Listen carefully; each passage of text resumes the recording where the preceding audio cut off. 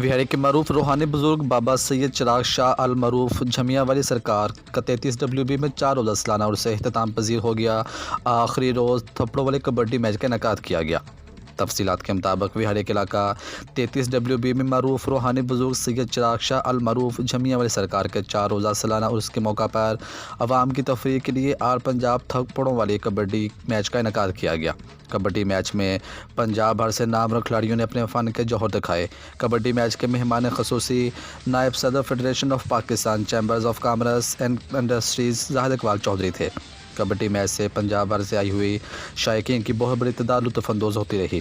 खिलाड़ियों ने अपने फ़न से शायकीन को खूब महसूस किया। मंजिल ढोल की थाप पर भंगड़े भी डालते रहे।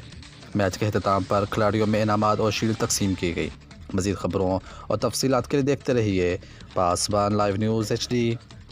आप हमें फ़ेसबुक और यूट्यूब पर भी फॉलो कर सकते हैं।